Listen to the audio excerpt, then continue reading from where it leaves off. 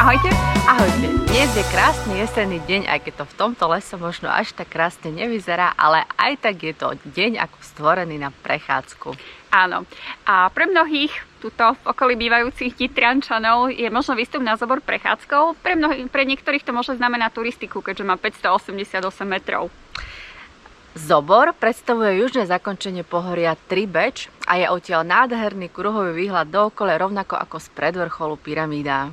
Áno, pyramídu je vidieť z diaľky, veľkej už. Veľkej diaľky môžete vidieť, je tam aj vysielač televízny rozhlasový. Áno. No, a čo sa týka mena, tak samozrejme, že sme zisťovali, čo by Zobor mohlo znamenať a môže to byť spojené so slovom zubor, keďže títo kopytníci tu v týchto končinách žili, momentálne sa nachádzajú už len v Topolčiankach nedalekých, alebo by to ešte mohlo znamenať čo? Ešte by to mohlo byť spojené so skomoleninou staroslovenského názvu Sobor, čo je názov pre kláštor, keďže tuto sa niekedy nachádzal benediktínsky kláštor. Alebo mohlo ísť o zhromaždisko Veľkomoravskej ríše, keďže Nitra bola sídlom v tej dobe, alebo mohlo ísť o meno vodcu Slovanov Zobora, ktorý tu viedol na vrchole boje a ktorý bol nakoniec na vrchole aj obesený arpadovskými vojskami. No a taktiež ešte tu bol niekedy v minulosti údajne nejaký obranný val hradiska Zobor, ktorý mal dĺžku 2 km a výšku až 7 metrov, ale nič sa už z neho nezachovalo, je to iba proste taký chodníček v lese na lúke pokrytý listami. Aspoň si myslíme, že je to Myslíme ten obranný val. U prvých obyvateľov ľudu lužickej kultúry mohlo toto miesto predstavať aj akropolu, pretože bolo najbližšie k slnku a teda to bolo posvetné miesto, chodili sa sem modliť. Áno, a žila tu tá najvyššia, najvznešenejšia vrstva. Áno, aby z hora mohli pozorovať hradisko. Presne tak. Bol to aj ten benediktínsky kláštor, v ktorom žili svätý Svorad a svätý Benedikt a žili tu aj mnohí mnísi, ktorí robili čo? Tí napísali tzv. Zborovské listiny. Sú to vlastne najstaršie dokumenty zachovalé zo Slovenska. Boli písané v roku 1111 a 1113 s poverením vtedy vládcu Kolomana. A čo je na nich ešte také zaujímavé? Zaujímavé na nich to, okrem toho, že je to najstarší zachovaný dokument zo Slovenska, písali ich mnísi z francúzsko-nemeckého rozhrania, to znamená, že trošku je to tam po nejaké skomolené, že? Áno, preto dochádzalo k skomoleniu názvu mnohých obcí, miest a riek, ale tieto písomné zmienky vlastne predstavovali prvé zmienky pre niektoré obce o tom, že vôbec existovali. Áno. No, a poďme sa teda vrátiť k nášmu výletu. Ideme na Zobor, teda boli sme tam a keď sa chcete vybrať aj vy na Zobor, tak môžete zvoliť rôzne chodničky, a to červeno, zeleno alebo modro značkovaný.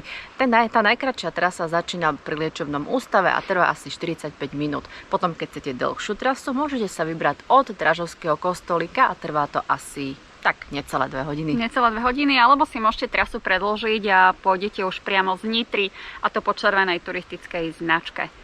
No, tak ideme, nie? Pokračujeme ďalej.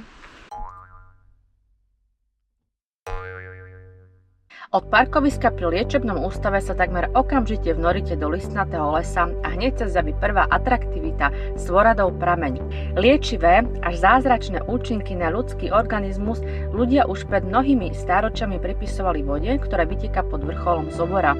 Meno získal podľa svetca a pustovníka Svorada, ktorý mal podľa legendy obývať jaskyňu. Tá sa nachádza iba niekoľko desiatok metrov nad vyvierajúcou vodou.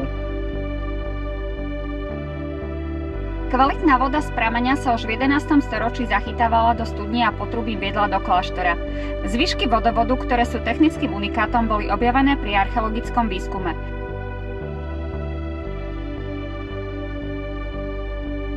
Blízko kríža sú v skalách podložia zaujímavé zvetrané tvary pripomínajúce ľudské stopy.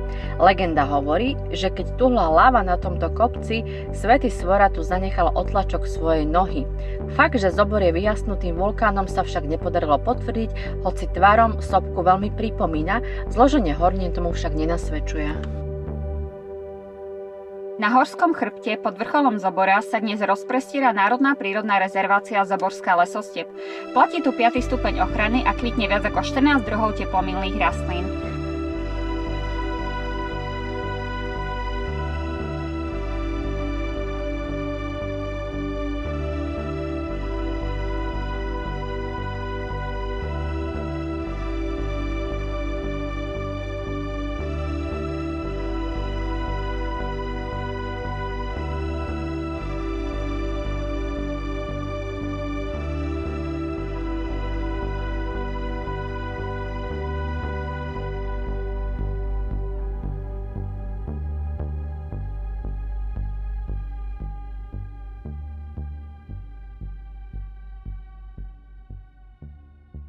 No, alebo mohlo ísť o...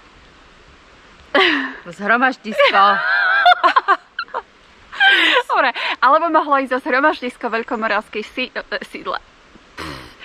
Alebo mohlo ísť o zhromaždisko Veľkomoravskej ríši, keďže Nitra bola sídlom tejto oblasti. Čo som povedala? Blbosť.